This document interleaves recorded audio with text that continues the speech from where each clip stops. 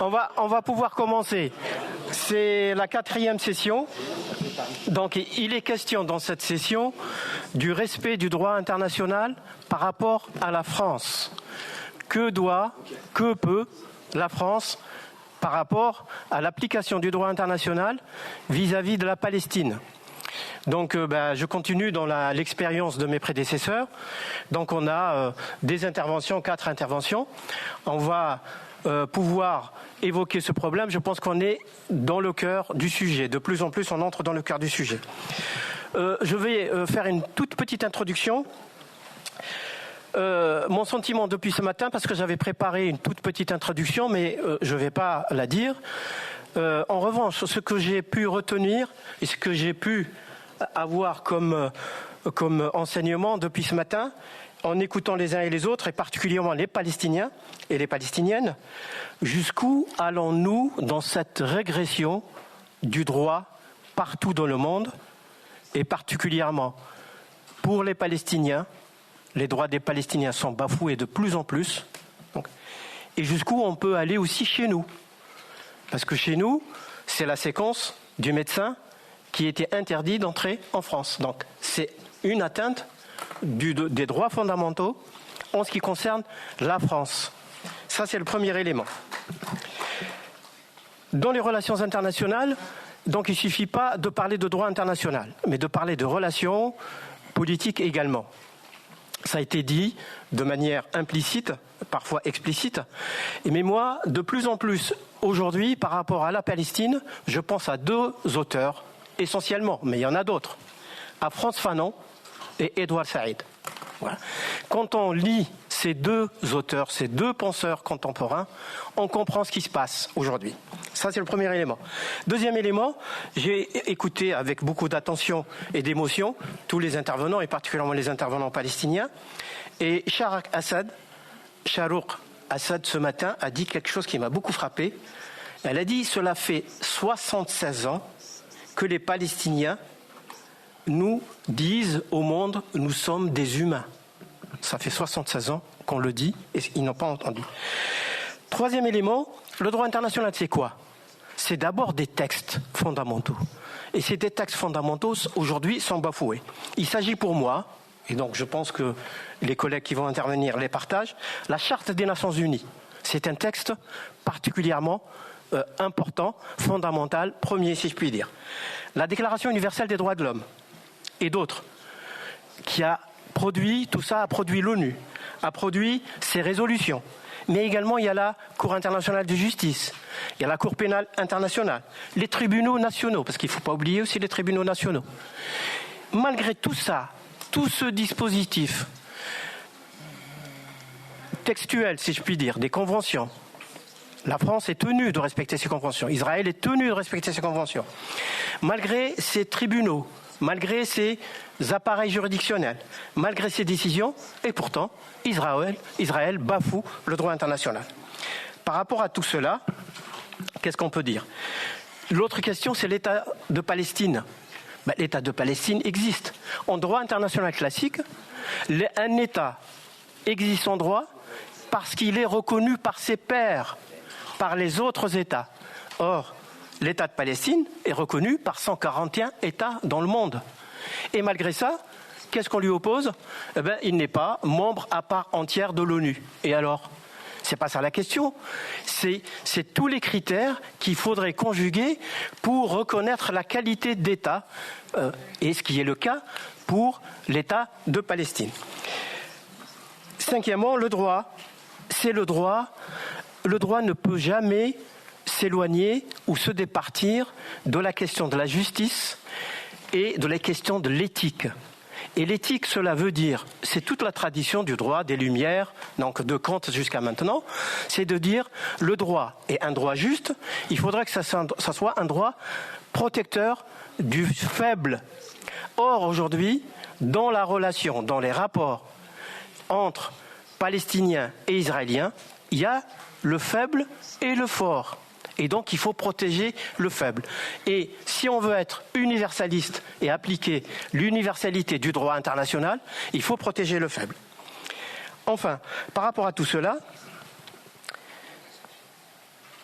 nous, en France, la France, l'État français, en quoi est-il tenu? À quoi est-il tenu, et par rapport à tout cet arsenal, qu'est-ce que peut faire le droit aujourd'hui et que peut faire la France? Et quelle est la responsabilité de la France dans l'application ou non du droit? En l'occurrence, là, aujourd'hui, donc, pour aller très vite, la France doit intervenir, doit agir. Il s'agit de sa responsabilité juridique, politique, diplomatique et éthique pour intervenir et faire appliquer le droit. Alors, on a 4 intervenants. Rima Hassan devait intervenir dans sa table ronde, mais ça a allégé un peu. Donc, on a chacun a 15 minutes. Et puis, il n'y aura pas, je vous prie de bien vous en tenir à ces 15 minutes. Et si vous voulez moins, pourquoi pas. Mais bon, 15 minutes, je pense que par rapport au sujet, c'est important. Et après, on n'aura pas le plaisir ou l'occasion de poser des questions. Voilà. Le premier intervenant, donc ça sera, puisque c'est Johan Soufi qui intervient sur la responsabilité de la France selon le droit international, description de la procédure à la Cour internationale de justice. Je pense qu'on en a beaucoup parlé et donc je pense que c'est important qu'on soit éclairé sur cette procédure. Voilà. Merci beaucoup.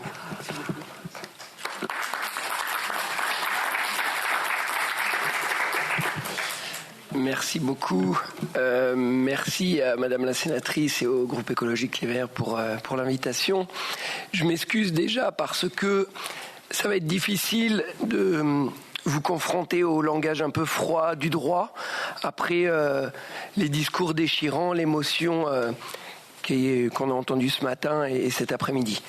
Vous dire que c'est pas parce que j'ai parfois un langage qui paraît un peu technique ou froid que ça ne veut pas dire que le conflit m'émeut. Juste pour ceux qui ne savaient pas, j'étais encore à Gaza, j'ai travaillé 2 ans et demi à Gaza et je l'ai quitté il y a peu longtemps, donc ce sont mes amis aujourd'hui qui sont sous les bombes, j'ai leur message de manière quotidienne, donc c'est quelque chose qui me touche particulièrement. Mais on est des juristes et le droit est notre boussole. Et il y a un paradoxe extrêmement important en ce moment, c'est que on entend le droit international est mort.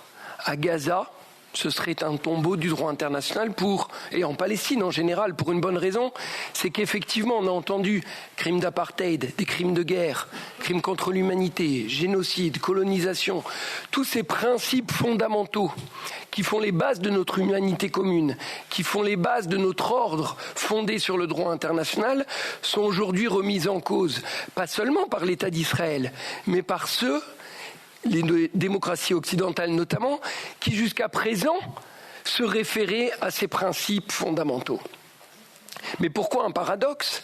Parce que alors que le droit n'a jamais été autant fragilisé, jamais on a autant parlé du droit international et de ses instruments. Vous savez, j'étais étudiant il y a 20 ans, quand on parlait de la CIJ, tout le monde quittait la salle de cours parce que ça n'intéressait personne. Aujourd'hui, j'ai l'impression que tout le monde, d'une certaine manière, est devenu en quelque sorte un expert du droit international.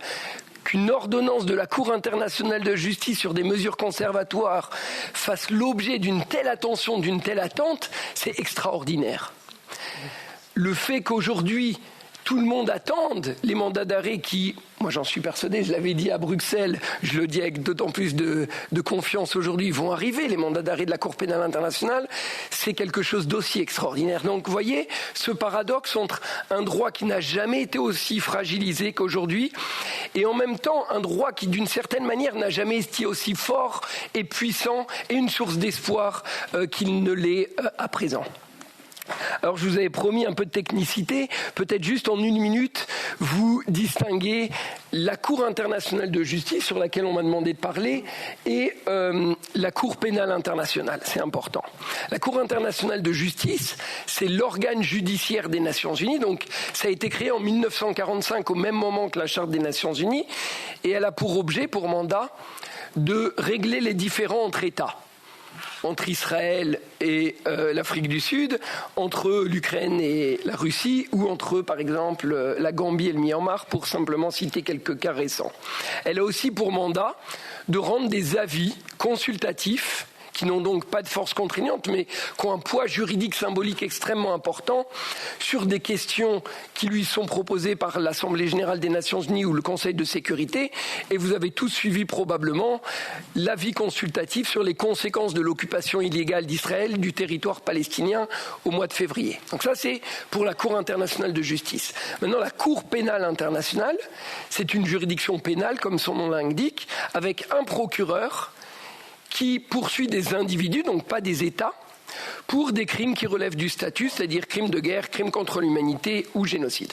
Donc bien distinguer ces deux juridictions, et moi je vais vous parler de la Cour internationale de justice et notamment de l'ordonnance qu'elle a rendue le 26 janvier 2024 sur le risque de génocide à Gaza. Et donc ce qui s'est passé en réalité, et qui est assez récent dans l'histoire de cette Cour, c'est qu'un État qui n'avait pas de contentieux distinct avec Israël, a saisi la Cour pour lui demander de protéger un droit global. On appelle ça erga omnes, c'est-à-dire le droit de toute l'humanité d'être protégée, notamment contre le crime des crimes, le crime de génocide. Et donc l'Afrique du Sud a saisi en urgence la Cour internationale de justice pour lui demander de constater qu'Israël violait la Convention de 1948 pour la prévention et la répression du crime de génocide. Et cette convention oblige les États, donc l'État d'Israël, mais l'ensemble de la communauté internationale, à ne pas commettre de génocide, à ne pas inciter au génocide et à prévenir le génocide. Et ce que dit l'Afrique du Sud, en réalité, c'est Israël, par l'ensemble de ses actes, a violé cette convention. Et parce qu'il y a urgence, l'Afrique du Sud demandait à la Cour internationale de justice de reconnaître le risque de génocide et de prononcer des mesures conservatoires. Les audiences ont eu lieu et le 26 janvier, la Cour a reconnu ce risque. Alors, j'ai vu dans les médias récemment comme quoi la présidente, qui aurait mieux fait de rester dans son rôle, mais qui allait à BBC pour expliquer quel était le standard de preuve qui a été instrumentalisé, mais c'était attendu par notamment les défenseurs d'Israël, mais il n'y a absolument aucun doute, et d'ailleurs même quand on analyse sa réponse, il n'y a aucun doute que ce que la Cour a considéré, c'est que le peuple palestinien avait un droit d'être protégé contre le génocide et que ce droit était en danger aujourd'hui à Gaza. Et donc, il n'y a pas d'autre terme que c'est un risque reconnu de génocide par la Cour. Elle n'a pas dit encore qu'il y avait un génocide, même parce que cette question, ce sera l'objet d'un débat au fond qui prendra probablement une dizaine d'années. Donc on n'aura pas la réponse malheureusement à cette question, mais qui n'appartient pas que à la CIJ. C'est aussi aux juristes, c'est aussi aux États de qualifier des actes. Et heureusement, parce que sinon, effectivement, il y aurait très peu de situations qui seraient qualifiées de génocide. Donc voilà, une ordonnance qui ne fait aucun doute, qui reconnaît le risque de génocide et qui d'ailleurs a été confirmée le 28 mars, puisque l'Afrique du Sud, voyant qu'Israël ne respectait pas l'ordonnance de la Cour internationale de justice, notamment de laisser rentrer l'aide humanitaire, a demandé des mesures conservatoires supplémentaires et la Cour, le 28 mars, a reconnu qu'Israël devait respecter des mesures conservatoires encore plus contraignantes, ce qui donc alerte d'autant plus sur ce risque de génocide. Donc maintenant, puisque c'était le thème, quelles sont les conséquences pour la France ? Elles sont triples. La première, c'est que, et la Cour l'avait dit déjà en 2007, dans un contentieux entre la Bosnie-Herzégovine et la Serbie, elle avait dit à partir du moment où il y a un risque de génocide, l'ensemble des États ont une obligation positive de prendre toutes les mesures qui sont en leur pouvoir pour prévenir ce génocide. Qu'est-ce que ça veut dire, toutes les mesures qui sont en leur pouvoir ?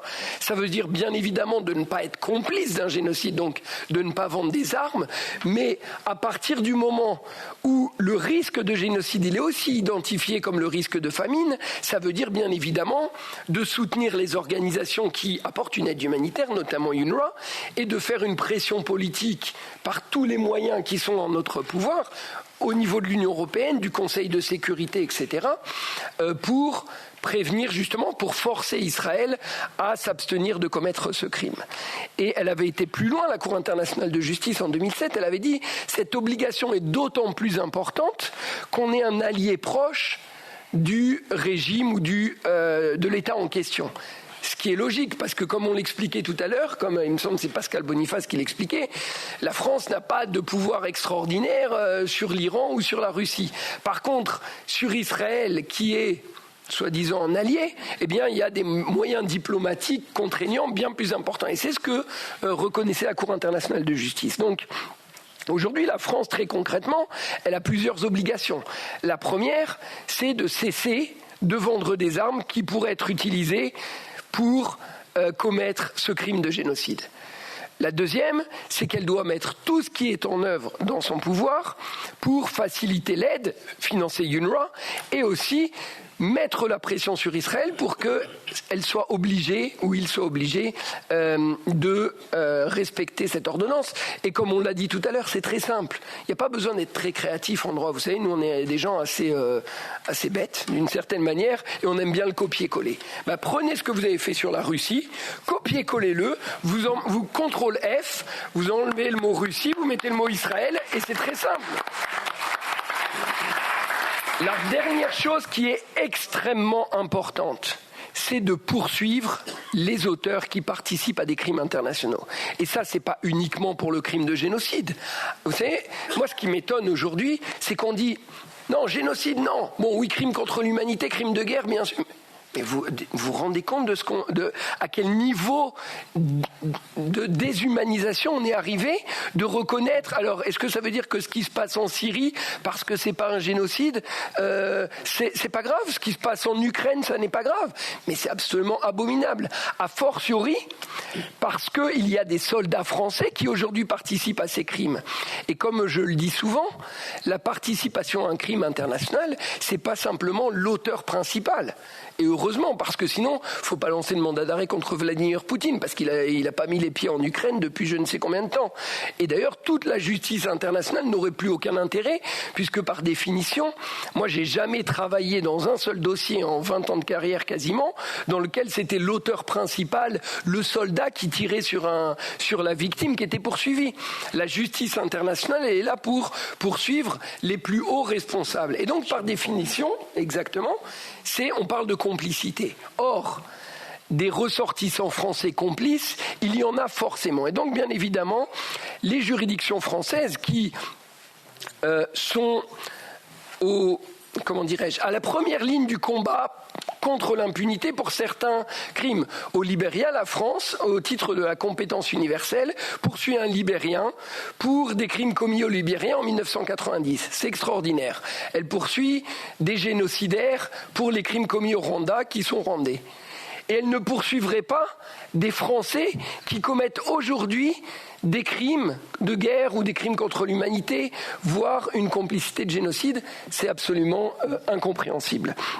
Donc voilà, je terminerai là-dessus en disant une chose. Il y a quelque chose qu'on me reproche souvent et qu'on reproche au droit international, c'est en réalité que le droit international ne servirait à rien parce que il est impuissant. Mais en réalité, le droit international, vous savez, il existe quand on y croit. Et il existe quand on respecte, quand on a des actes qui sont en conformité avec nos discours. Et là, il existe.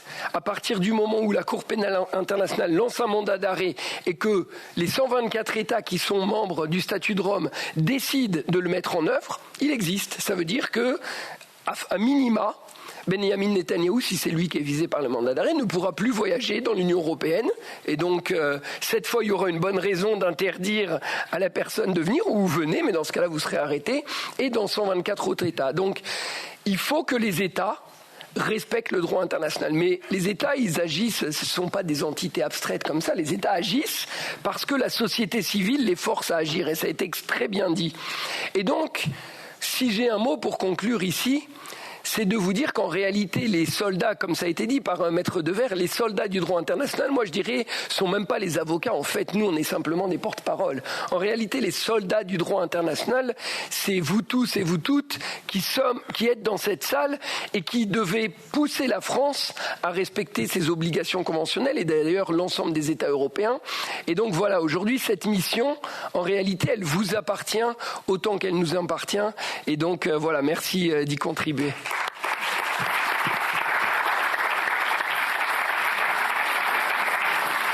Merci pour votre concision, en tout cas c'est très clair. Maintenant on va passer au deuxième sujet ou au deuxième thème, toujours dans cette même optique, la responsabilité de la France, de l'État français en l'occurrence, et peut-être de l'Union européenne, sachant que le sujet a été déjà développé en partie tout à l'heure. Mounir Satori, donc toujours les mêmes questions. Pour le respect du droit international, la place des sanctions, qu'elles soient économiques, diplomatiques ou politiques, que pensez-vous que la France puisse faire pour faire respecter donc ces décisions, ce droit international? Bon, d'abord, permettez-moi de remercier la sénatrice Raymonde Poncet pour l'organisation de ce colloque, de ce temps d'échange nécessaire et qui fait du bien. Et de remercier toutes les personnes ici présentes de donner de l'écho à ce temps d'échange. Madame l'ambassadrice, je suis ravi de faire cette intervention en votre présence. Je souhaite reprendre là où tu t'es arrêté, Johan. Et je vais le dire avec conviction. Je ne pense pas qu'on soit face à une crise du droit international. Et je suis même ravi que ce droit international existe, parce que quand je vois ce que, entre autres, les chaînes des fachos de Bolloré racontent de nous quand on dit crime de guerre, quand on dit crime contre l'humanité, quand on parle de génocide, je ne sais même pas ce qu'ils nous auraient fait si on n'avait pas comme base le droit international et la décision de la Cour pénale internationale. Et donc, il n'y a pas de crise du droit international. Ce droit international est un acquis. Il est important de le conserver. Par contre, ce qui est en crise, c'est deux choses. D'abord, on a une crise des démocraties libérales.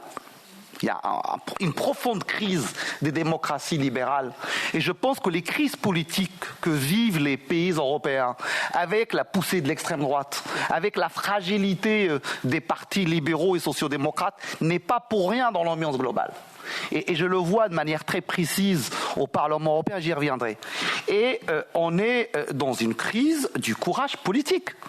Et tu as fini par le dire, le problème c'est pas le droit international, c'est que ceux qui doivent permettre de l'appliquer, ceux qui doivent le faire respecter, ne prennent pas leurs responsabilités et se rendent complices. Et donc, tu as aussi conclu par un point important, et je pense qu'il faut le rappeler, c'est un continuum entre le travail formidable que font les juristes et le courage qu'ont certains États, et notamment l'Afrique du Sud. Le travail qui est fait par les citoyens sur le terrain, et je tiens à saluer la mobilisation de la jeunesse française, comme la mobilisation de la jeunesse européenne et dans le monde. C'est important de soutenir la mobilisation des jeunes, et ça a été dit tout à l'heure, il n'y a pas de principe universel si on ne les défend pas de manière universelle, et il faut qu'on refuse de laisser dire que ce qui se passe est de l'écoterrorisme, de l'islamisme, ce n'est pas vrai. Ce n'est pas vrai. Et de ce que font, ou plutôt essayent de faire, les élus quand il y en a, là où ils se trouvent. Et je fais le parallèle avec ce qui se passe au Parlement européen. D'abord, l'extrême droite au Parlement européen, qu'elle soit dans le groupe Identité où siège le Rassemblement national, ou dans le groupe ECR où siège le représentant de Zemmour, pour se racheter une fréquentabilité, ont épousé la cause de Netanyahou. C'est pas très surprenant que l'extrême droite européenne soutienne l'extrême droite d'Israël, mais il y a cela. Et oui, sous prétexte de lutter contre l'antisémitisme, l'extrême droite européenne apporte un soutien inconditionnel à Netanyahou, et ça pèse dans le balancier de la prise de décision à la fin. Mais ça pouvait ne pas suffire. Ça pouvait ne pas suffire si l'axe de résistance comportait tous les autres. Si tous les autres étaient en résistance face à cela, il y aurait des majorités plus simples, plus fortes pour dire non et pour soutenir la cause palestinienne.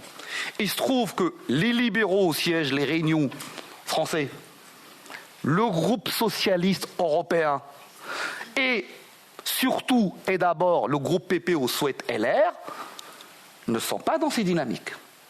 Et donc c'est toute la difficulté quand moi je dépose, il y a 2 mois et demi, un amendement au vote des députés européennes et européens pour appeler l'Union européenne, toutes ses instances et les États membres à tout faire pour prévenir le risque de génocide à Gaza.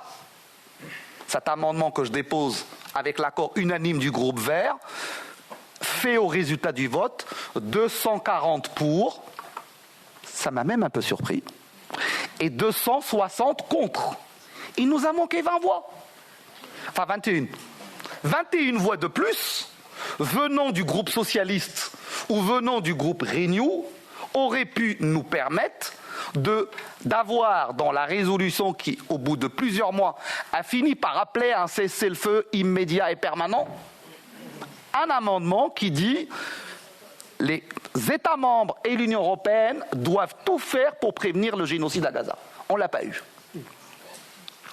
À la même séance, j'avais déposé, j'ai parlé tout à l'heure des journalistes, un amendement qui appelle à arrêter de cibler les journalistes et la liberté d'expression et la liberté de nous raconter l'horreur qui se passe à Gaza. Celui-là est passé à 4 voix près, mais l'autre a échoué à 20 voix près. Et ça a été dit aussi tout à l'heure, on est dans ce 2 poids 2 mesures inexplicable, insupportable. Si les 2 guerres n'avaient pas lieu en même temps, encore on aurait pu dire ils ont oublié ou ils ont changé de position. Le problème c'est que ça se passe en même temps. À la même séance, on vote une résolution où on condamne Poutine et son régime. Et on a raison de le faire. Moi je ne fais pas partie de ceux qui disent qu'il ne faut pas le faire. On a raison de le faire. Et quand il s'agit de condamner Netanyahou et l'extrême droite israélienne, le vote n'est pas au rendez-vous. Ce 2 poids 2 mesures est inacceptable. Et il y a un argument que tu as dit, Johan. En fait, ça nous affaiblit sur le plan géopolitique. Parce qu'affaiblir Poutine, c'est aussi l'isoler dans le monde. C'est aussi éviter que quand il y a un vote à l'Assemblée générale de l'ONU, une partie du Sud global, parce que le 2 poids 2 mesures ne s'abstient pas, on ne vote pas avec Netanyahou. Donc si on veut vaincre ce dictateur, si on veut l'arrêter, il faut qu'on sorte du 2 poids 2 mesures et qu'on condamne de manière courageuse ce que fait et les atteintes au droit international et les crimes de guerre orchestrés par le gouvernement de Netanyahou. On me demande de parler des sanctions. Il y a plusieurs leviers, mais ça a été dit, je vais le rappeler. Mais je vais surtout essayer d'insister comment est-ce qu'on peut y arriver. Oui, il faut arrêter l'accord d'association. Poursuivre l'accord d'association aujourd'hui, qui fait que l'Union européenne est le premier partenaire économique et commercial d'Israël, n'a aucun sens. Et en fait, ils essaient d'effacer la mémoire. Ceux qui vont défendre Netanyahou et l'accord d'association d'aujourd'hui font comme si cet accord d'association avait toujours eu lieu, qu'il a toujours existé depuis le début et qu'il était concomitant à la création de l'État d'Israël. Ce n'est pas vrai. Pendant des décennies, l'Union européenne a refusé d'avoir un accord d'association avec Israël avec l'argument du respect du droit humain, avec l'argument des colonies, avec l'argument de ce que subit le peuple palestinien. Et à quel moment on l'a fait? Après que Rabin ait été assassiné par un mec d'extrême droite israélien. Et on l'a fait pourquoi? Pour encourager le processus de paix. Pour pas que les accords d'Oslo s'arrêtent. Et on a dit aux dirigeants israéliens à ce moment-là, il faut que vous continuez, même si c'est compliqué, il faut poursuivre.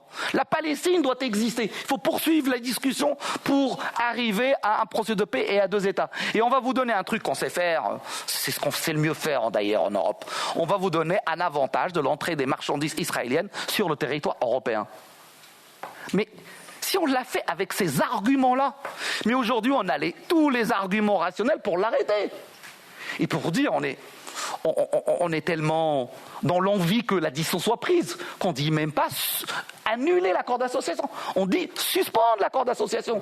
Suspendre l'accord d'association jusqu'au cessez-le-feu permanent et immédiat. Jusqu'à la solution, jusqu'à la négociation de paix et la solution de 2 États. Et donc, on en fait l'outil qu'il aurait dû être, qui devait être depuis le début, c'est-à-dire un levier pour faire pression sur le gouvernement israélien. Évidemment, la vente d'armes. Il y a un cadre qui régit les ventes d'armes à l'échelle européenne, décidé par le Conseil il y a plusieurs années. Ce qu'on veut pas, on ne veut pas révolutionner la chose, on veut juste qu'une décision qui est aujourd'hui la nôtre, un principe qui est le nôtre, soit appliqué à Israël. Et qu'on évite que nos industries de l'armement continuent à arber ce gouvernement pour massacrer des populations civiles. J'ai dit tout à l'heure que l'important, ce n'est pas les mesures, c'est comment on peut y arriver. Je pense qu'il faut que la mobilisation citoyenne, que les ONG, que les citoyens que vous êtes, mettiez la pression là où ça peut être efficace. Sur les élus au Parlement européen du groupe Renew et du groupe socialiste. Je ne parle pas des socialistes français. Je parle du groupe socialiste, je parle des 110 autres et pas des 6 Français qui vont vous dire dans cette campagne qu'on a tout voté bien et qu'on a demandé la fin de l'accord d'association. Si on veut que ça passe, c'est pas avec 3-4 voix de plus. C'est qu'il doit y avoir une pression posée sur le groupe Renew européen et sur le groupe socialiste européen pour qu'avec les voix du groupe écologiste et plus on sera mieux ce sera et les groupes de la gauche, on arrive à avoir une majorité d'opinion qui puisse faire face au PPE à l'extrême droite. C'est comme ça qu'on peut y arriver. Sans ce rapport de force, sans un poids important au Parlement européen des progressistes et des écologistes, et sans une pression citoyenne, sans une pression des ONG, sans une pression de celles et ceux qui observent l'aurore de l'autre côté. C'est pour ça que les témoignages sont empêchés. Et je vous le dis, Votre Excellence, le lobby de Netanyahou est fort au Parlement européen. Et ça nous ferait progresser que des témoignages, que des associations, que des médecins rencontrent les parlementaires. Ça peut jouer. Moi, j'ai réussi à faire convaincre 2 élus du groupe Renew parce qu'ils ont rencontré des militants palestiniens, parce qu'ils ont eu un témoignage direct, parce qu'ils ont vu des photos, parce que pendant 2 heures, ils ont écouté l'horreur. Ils ne savent pas ce qui se passe là-bas. Ils ne le savent pas. Là, beaucoup de mes collègues des 2 autres groupes ne connaissent du conflit que ce que la partie israélienne leur raconte. Et je ne dis pas que le fait de rencontrer les gens, ça change tout le monde, mais si on arrive à convaincre 4 députés par-ci, 3 députés par-là, à la fin, on arrive à faire majorité. Je vous ai dit que la responsabilité originale n'est pas passée à 20 voix près. Et donc, c'est tout ça qui peut permettre, c'est cette dynamique positive qui peut permettre d'inverser les jeux. Et pourquoi je reste positif ? Parce que j'ai vu une différence entre ce qu'on avait comme vote il y a 5 mois et maintenant. Je vous assure qu'il y a 5 mois, mon amendement sur le génocide aurait été rejeté à 400 voix. Là, il a été rejeté à 20 voix, mais qu'il y a quand même des curseurs qui bougent. Et donc, on n'a pas d'autre choix que de garder l'espoir, que de rester mobilisés, et puis de dire aux dirigeants européens et américains, ils ont cru qu'ils allaient régler le problème en invisibilisant le peuple palestinien, la cause palestinienne, qu'ils allaient réussir à normaliser Israël avec ses voisins en oubliant la cause palestinienne, et que l'opinion publique pensait parler de plein d'autres causes et pas la cause palestinienne.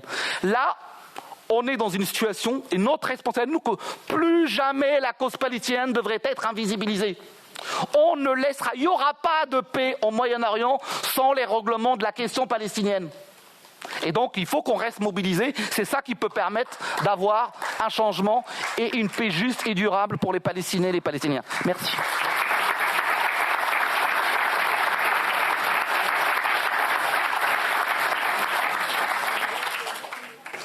Merci beaucoup pour votre concision.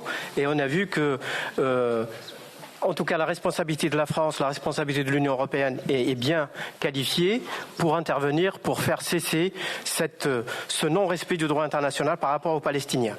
Maintenant, nous allons passer au 3e intervenant, qui est Rami Shahat, militant politique et ancien prisonnier d'opinion. Et il va nous parler de la justice, une nouvelle perspective. La question qu'on se pose, est-ce que la justice est une nouvelle perspective. Elle n'est pas, pour moi, c'est une perspective de tout temps, en tout cas. Et comment pouvez-vous nous expliquer en quoi c'est une perspective et en quoi est-elle une nouvelle perspective pour la paix? Merci.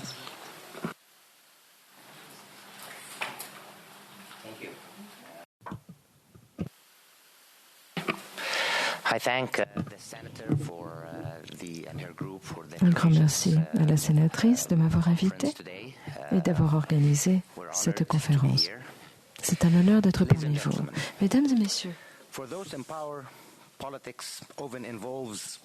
ceux qui sont au pouvoir, généralement, la politique, c'est dissimuler la vérité. On déforme la réalité, on la dissimule, mais la réalité ne pardonne pas. Il y a des moments où la vérité, on ne peut plus la cacher. Parfois, les événements sont trop gros. Ils sont dévoilés. Les mensonges ne suffisent pas. Je ne parle pas uniquement des mensonges concernant notre présent, mais également notre passé et notre avenir. On constate que les étudiants se mobilisent. Ils constatent la réalité politique et déontologique de ce qui se passe en Palestine. C'est une colère morale qui les anime. Ils rejettent la dissimulation. Ils croient en la justice. Ils ont confiance. Leur courage permettra de libérer la Palestine. Il y a 3 vérités profondément intriquées que j'aimerais vous communiquer, qui ont été révélées depuis ces 7 derniers mois. D'abord, le génocide. Fait central. Ce qui se passe à Gaza, c'est un génocide. C'est quelque chose de barbare qui vise à détruire les conditions de vie du peuple palestinien, et ce à tous égards. 75 000 tonnes de bombes ont été larguées sur une zone qui fait la taille de Paris. C'est l'équivalent de 5 fois Hiroshima. Une politique systématique d'affamement et de famine. Depuis 210 jours, le génocide fait intervenir tout un catalogue de crimes. Je vais vous expliquer ce que ça veut dire pour 210 000 Palestiniens sur ce mouchoir de poche. 35 000 personnes ont été tuées, identifiées à l'hôpital, y compris 15 000 enfants. Il en manque encore 12 000 sont portés disparus. Et les autres, on les trouve dans des charniers qu'on découvre au quotidien, notamment autour des hôpitaux. On a 600 personnes tuées en Cisjordanie. Et tant de personnes sont kidnappées ou tuées par les colons. Bien souvent, les blessures subies sont extrêmement graves. 20 000 enfants sont désormais orphelins. Et 3 000 d'entre eux, non seulement ont perdu leurs parents, mais le reste de leur famille. Ils n'ont plus personne pour s'occuper d'eux. 2 millions de personnes sont déplacées, vivent dans les rues. 70% des zones résidentielles ont été détruites. 380 000 logements ont été détruits, en partie ou entièrement. Confiscation, pillage systématique, 80%. 80% de la population subit la famine. Les universités détruites, 400 écoles ont été détruites. 32 hôpitaux sur 36 ont été suffisamment détruits pour ne plus pouvoir fonctionner. L'hôpital Al-Shifa, le plus gros de Gaza, et l'un des plus gros de la Palestine historique, a été détruit de façon irréversible. 4 invasions différentes par les forces d'occupation. Tueries, exécutions, kidnapping dans toute la zone. 492 personnels médicaux ont été tués, y compris le docteur Adnan El-Borch il y a 2 jours. Il a été torturé et a disparu. 462 mosquées ont été détruites, 3 églises, 206 sites archéologiques, 235 journalistes tués et 53 journalistes supplémentaires ont été kidnappés par l'armée génocidaire. Et nombre d'entre eux ont également vu les membres de leur famille kidnappés de façon à les bâillonner. On tend des pièges, on affame les populations. Au cours de ces 24 dernières heures, 32 personnes tuées, 47 personnes blessées. La moitié d'entre elles depuis qu'on a démarré cette réunion ce matin. Pour vous, ce sont des chiffres. Pour moi, il s'agit de mon peuple, de ma famille. Il y a quelques semaines, lorsque l'armée israélienne a attaqué le camp de Khan Younes, les membres de ma famille qui y étaient sont venus me voir quelques jours plus tard et lorsqu'ils y sont retournés, ils n'ont pas retrouvé leur maison. Tout avait été démoli. Les arbres avaient été arrachés, ils n'ont trouvé que des débris et du sable. Ils ne retrouvaient pas l'emplacement de leur maison. Pendant des mois, des milliers de civils ont été rassemblés, déshabillés et acheminés vers des camps de concentration. Et même la Croix-Rouge n'a pas le droit d'y entrer. Cet ensemble de crimes n'a rien de nouveau. Ça n'a pas commencé le 7 octobre. Ça n'est pas le résultat de Netanyahou et son comportement criminel. Ça n'est pas le résultat d'un fanatisme. C'est quelque chose de récurrent depuis 76 ans.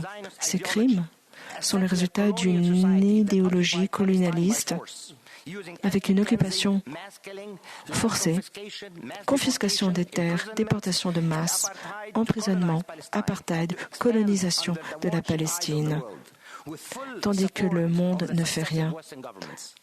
Au contraire, l'Occident soutient Israël. C'est tout simplement un moyen supplémentaire d'expulser les Palestiniens pour voler leurs terres. Deuxième vérité, la Nakba. Vous le savez, la Nakba, c'est l'expulsion forcée des Palestiniens entre 1947 et 1949. C'est un processus de nettoyage ethnique, éviction de tant de Palestiniens de leur foyer. En termes relatifs et en termes absolus, c'est la plus grosse élimination de toute société de l'histoire. Ça a été planifié, ça a été matérialisé, ça a été exécuté par des milices zionistes avec l'accord des autorités britanniques. Ça avait été planifié d'avance, conceptualisé et préparé des décennies à l'avance. Et l'exécution fut sans faille et impitoyable. Ce sont des actes de génocide qui ont été bien documentés. La Nakba, c'est un processus visant à détruire la société locale. Il ne s'agit pas de dommages collatéraux, c'est quelque chose de prévu. C'est une fin en soi et non pas un effet collatéral. Quel est l'impératif? Détruire les populations locales. Parce que ce qu'ils veulent, c'est les terres, mais personne dessus.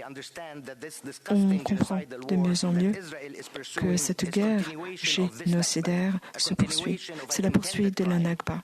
C'est la poursuite d'un crime délibéré. Depuis 76 ans, la Nakba se poursuit.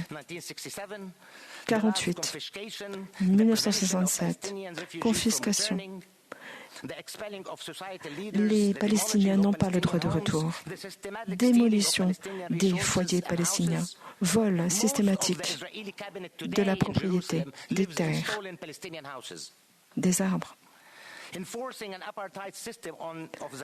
La mise en application d'un système d'apartheid, l'incarcération et le kidnapping de milliers et de milliers de Palestiniens. Vous savez, 25% de la population palestinienne qui s'est retrouvée dans les geôles israéliennes. Humiliation quotidienne. Et ce, depuis plus de 100 ans. Ce projet colonial sioniste a été formulé, empuissancé, soutenu par les pays occidentaux. On lâche la bride à Israël, qui se comporte avec impunité, à telle enseigne que le 1er avril 2024, l'armée génocidaire a déclaré la fin de la 3e attaque sur l'hôpital d'Eshbe. Le même jour, ils ont annoncé de façon ouverte et avec fierté l'attaque sur l'ambassade en Syrie qui a fait de nombreux morts. Et le même matin, ils ont tué les humanitaires de World Kitchen. Israël viole les conventions de Genève. Ils le font pendant des jours et des jours d'affilée, et ce, en toute impunité. Mesdames et messieurs, vous nous avez laissé tomber, et ce, à plusieurs reprises. Vous êtes en contravention des droits de l'homme, du droit international, des droits humains, des droits fondamentaux. Votre État, votre gouvernement soutient notre effondrement avec ces exportations d'armes, des armes qui sont utilisées contre nos enfants, contre nos familles. Vous avez envoyé des mercenaires qui participent au génocide. Vous fournissez des renseignements, une couverture politique, une assistance à ceux qui nous oppriment, et vous empêchez les syndicalistes et les étudiants et les militants de s'exprimer dans les rues de Paris. Les médecins sont empêchés d'arriver au Sénat pour pouvoir s'exprimer. Notre lutte est déformée, notre quête de liberté est déshumanisée. Et cela m'amène à cette 3e liberté, la résistance. Notre résistance. Le peuple palestinien résiste à la colonisation et à l'occupation étrangère depuis toujours. Révolution, mouvement de libération, depuis 1929, depuis 1936. Je peux vous citer toutes ces révoltes, toutes ces dates importantes de notre histoire. L'intifada des années 80, des années 2000, 2007, 2008, 2014, 2018, tant de dates égrènent notre histoire. Bien entendu, cela montre bien une loi universelle. L'injustice et la colonisation entraînent une résistance. Nous continuerons de résister. Notre lien à notre terre est inaliénable. C'est la seule chose qui ne nous a jamais déçus. C'est ça qui nous permet de perdurer. Du point de vue fondamental, nous avons le droit de résister à l'oppression. Nous avons le droit de lutter pour la justice. C'est un droit fondamental. La quête de justice. On ne peut pas être pour la justice sans accepter le droit de lutter pour cette justice. La charte de l'ONU contient de nombreuses résolutions. Dans la déclaration française des droits de l'homme et du citoyen, tous ces principes sont énoncés.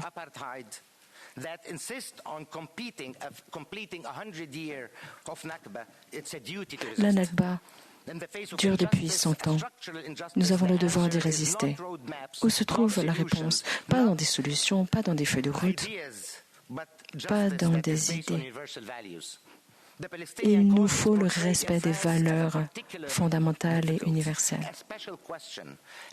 Une question importante se pose. Qu'en est-il des exceptions? Qu'en est-il des solutions innovantes? Qu'en est-il du développement immobilier? Quelles sont les nouveautés? Eh bien, le mensonge ne tient plus. La Palestine ne constitue plus l'exception à cette règle universelle. La résistance est nécessaire. Elle est au cœur de notre action. La problématique ne doit plus se résumer à des solutions, des processus ou des feuilles de route, car rien de tout cela ne fonctionne. Nous avons besoin de mettre un terme au génocide. La Nakba est réversible. À nous de soutenir cette résistance.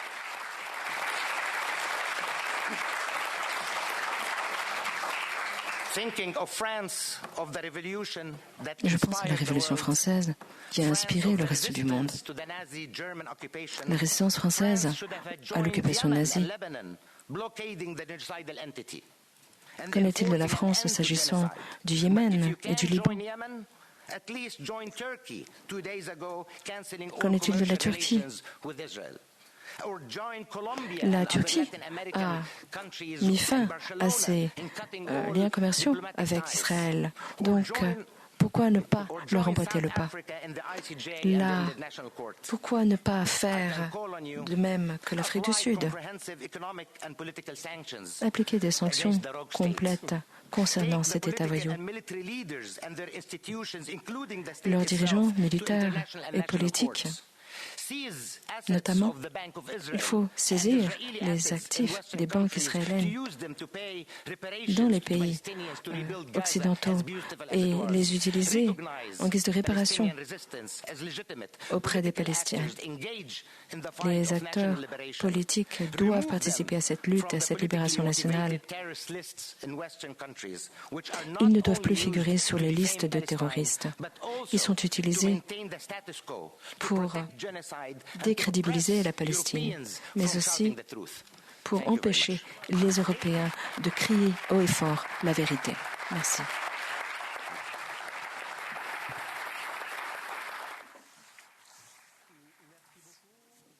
La partie a été respectée, bravo aussi.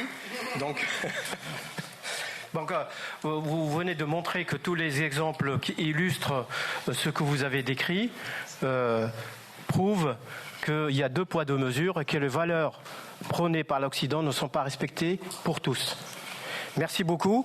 Maintenant, on passe à la dernière intervention. Il s'agit de Omar Barghouti, cofondateur du mouvement BDS et prix Gandhi pour la paix en 2017. Et donc, pour lui, il va nous parler de la justice, le chemin de la paix. Et la question que je me pose, alors... On pense jusqu'à maintenant qu'il n'y a que les juridictions qui peuvent rendre justice. Est-ce que la justice peut être rendue par autre chose que les institutions juridictionnelles? Et dans ce cas-là, comment faire pour aller vers la paix? Merci beaucoup. Thank you very much and thanks for inviting me to this conference. Merci infiniment, merci de m'avoir invité à cette conférence.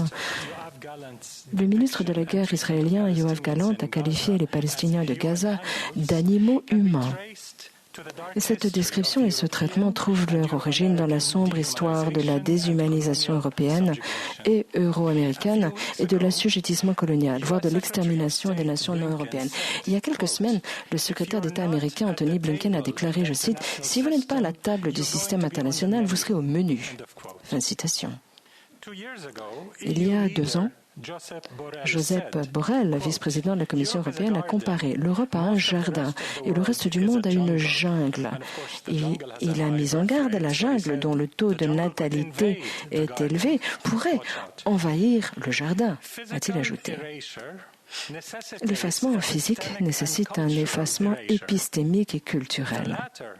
Ce dernier rend toujours le premier plus tolérable et moins contestable, car on ne saurait reprocher aux oppresseurs d'avoir éliminé quelque chose, entre guillemets, qui n'existait pas réellement ou dont l'existence ne constituait pas une subjectivité suffisante.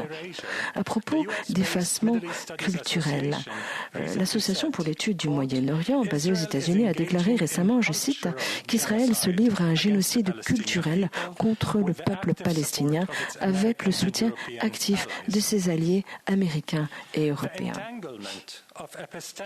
Cette indissociabilité entre effacement épistémique et culturel et élimination physique des autochtones remonte à des siècles, sans doute à la doctrine de la découverte du Vatican, qui n'a été annulée que l'année dernière. Donc c'est la quintessence de la doctrine européenne qui considérait le reste du monde comme une jungle, une terra nullius n'appartenant à personne, et traitait les peuples autochtones et plus tard les Africains réduits en esclavage comme des sauvages inférieurs, voire sans existence véritable. Parallèlement, l'établissement hégémonique occidental tente de nous réduire au silence, de nous priver de notre pouvoir d'agir, de notre capacité à articuler le génocide, à résister au génocide, à mettre fin au génocide. Alors, pour supprimer la liberté d'expression, il ne suffit pas d'effacer uniquement les voix palestiniennes. C'est un terrain d'expérimentation. C'est une sorte de laboratoire visant à mettre au point des mécanismes de répression qui, à terme, pourraient permettre d'étouffer les luttes en faveur de la justice raciale, de la justice économique et sociale, sans oublier la justice climatique. En faisant de Gaza son laboratoire privé et en y perpétrant le premier génocide télévisé au monde, Israël tente d'établir un nouveau paradigme selon lequel la force fait la loi. Les puissances coloniales, dont la France, sont unies avec Israël dans ce que Naomi Klein appelle, je cite, une vision suprémaciste commune qui vise à assurer la sûreté et la sécurité de quelques-uns. La Palestine est un paradigme dont ces puissances peuvent s'inspirer pour exterminer ou écraser les nations les plus faibles et les communautés racialisées qui, dans leur quête de justice, osent défier les systèmes de domination et d'asservissement. Dans un commentaire sur la complicité occidentale dans le génocide israélien, Craig Mokhiber, haut fonctionnaire des Nations Unies, a écrit quelques jours avant de démissionner en octobre dernier, je cite, « Il s'agit d'un cas d'école de génocide. Le projet colonial européen en Palestine est entré dans sa phase finale vers la destruction accélérée des derniers vestiges de la vie palestinienne indigène en Palestine. Les gouvernements des États-Unis, du Royaume-Uni et d'une grande partie de l'Europe sont entièrement complices, entre guillemets, de cet horrible assaut. Ils arment activement l'attaque, ils fournissent un soutien économique et en matière de renseignement et ils fournissent une couverture politique diplomatique aux atrocités d'Israël. En raison de cette complicité, c'est l'ensemble du système juridique international dominé par l'Occident qui est jugé par la Cour internationale de justice. Et pas simplement Israël. L'establishment occidental mené par des États-Unis porte haut et fort sa version hégémonique et révolte du droit international, tentant de justifier le génocide israélien en affirmant que la guerre d'Israël contre Gaza, bien qu'excessive et indiscriminée, est une riposte et une attaque injustifiée par des groupes paramilitaires palestiniens. Il est essentiel de réfuter ce mythe. Dans toute situation d'oppression, là où vous faites commencer la frise chronologique de violence, cela en dit long sur votre boussole morale. Comme le dit le philosophe brésilien Paulo Freire, avec l'établissement d'une relation d'oppression, la violence a déjà commencé. Jamais dans l'histoire, la violence n'a été initiée par les opprimés. La violence est initiée par ceux qui oppriment, qui exploitent, qui ne reconnaissent pas l'altérité, et non pas ceux qui sont opprimés, exploités et non reconnus. Alors, l'oppression étant dès lors la cause première de la violence, ceux d'entre nous qui souhaitent sincèrement mettre fin à toute forme de violence doivent agir pour mettre fin à l'oppression. Comme l'a montré la lutte qui a mis fin à l'apartheid en Afrique du Sud, la forme de solidarité la plus efficace consiste à mettre fin à la complicité des États. On peut penser notamment à BDS. BDS était lancé en 2005, un mouvement non violent et antiraciste dirigé par la plus grande coalition de la société civile palestinienne qui s'inspire de la lutte anti-apartheid sud-africaine et du mouvement des droits civiques aux États-Unis, mais qui s'enracine dans un siècle de résistance populaire palestinienne visant à mettre fin au régime d'occupation et d'apartheid d'Israël et à défendre les droits inaliénables du peuple palestinien et le droit de retour ancré dans la Déclaration universelle des droits de l'homme. Le mouvement BDS s'oppose à toute forme de racisme, y compris l'islamophobie et l'antisémitisme. Il s'attaque à la complicité et non à l'identité. Un sondage en 2022 montre que 16% de tous les Américains juifs américains soutiennent le BDS, le pourcentage augmentant fortement chez les moins de 40 ans. Ils comprennent qu'il n'y a rien de juif dans le siège d'Israël, les nettoyages ethniques, les massacres, le viol de terre, l'apartheid ou le génocide. Dès lors, il n'y a rien d'anti-juif à soutenir le BDS pour mettre fin à ces injustices.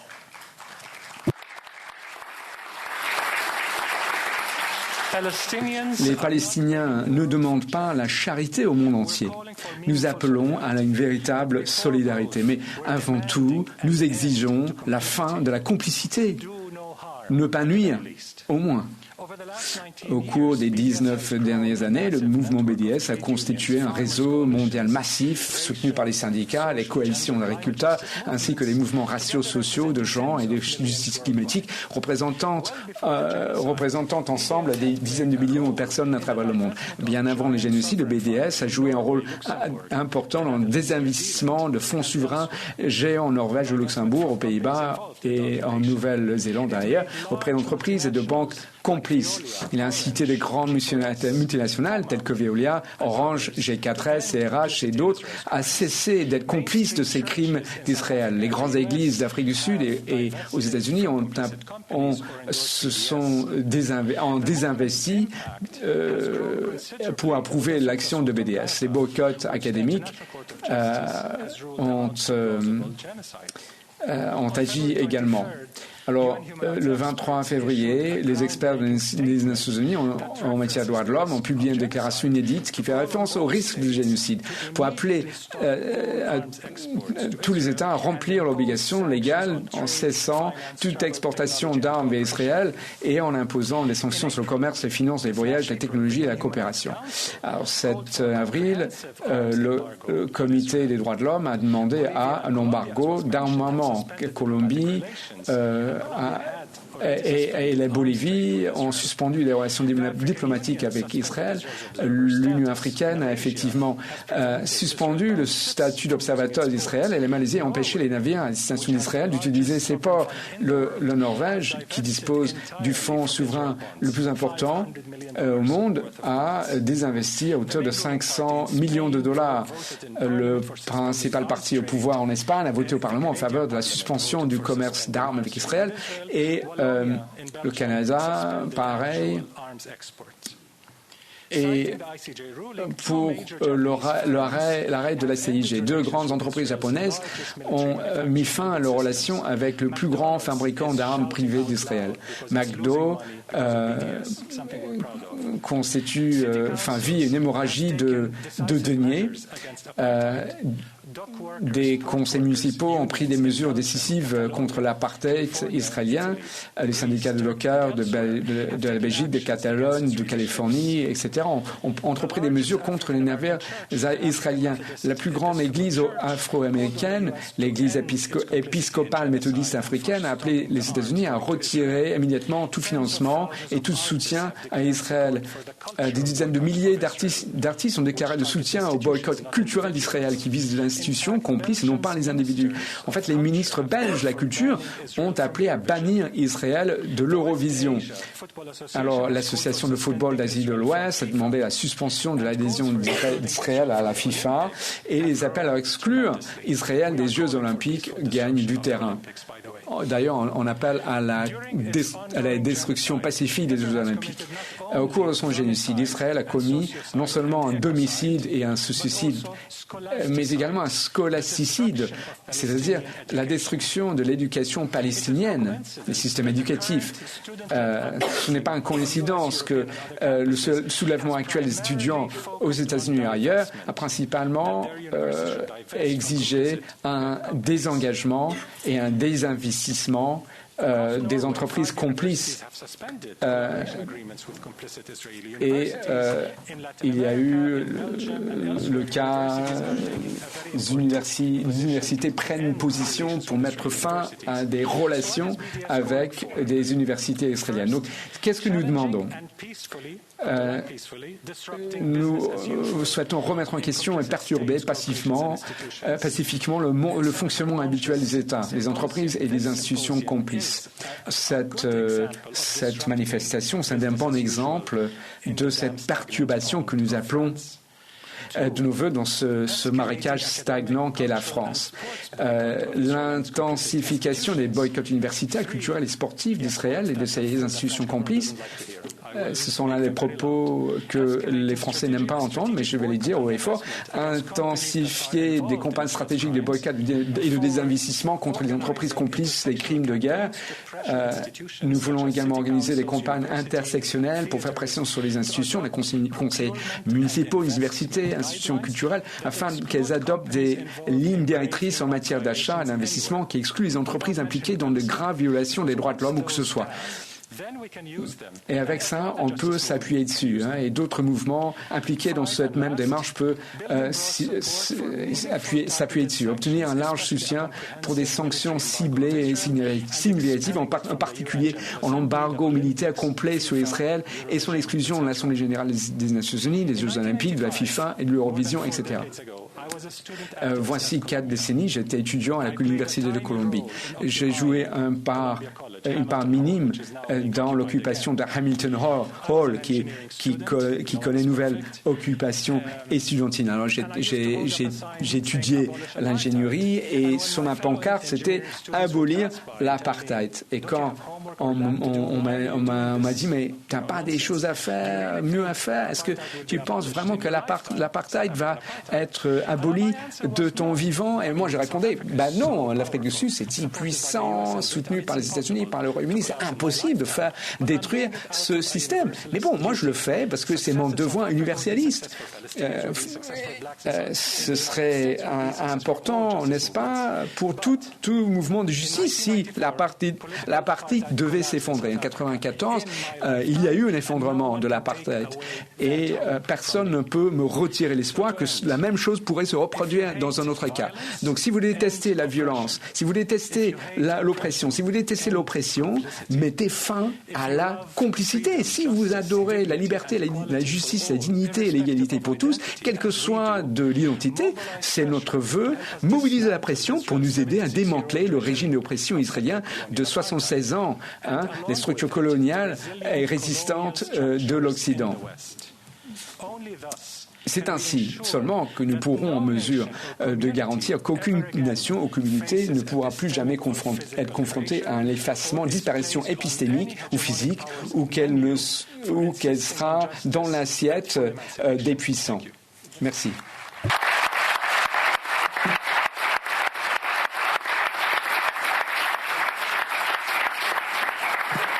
Merci beaucoup pour ce respect du temps et merci pour vos interventions. Il faudrait préciser peut-être une petite chose, c'est que BDS est criminalisé en France. Et donc depuis longtemps, et des circulaires.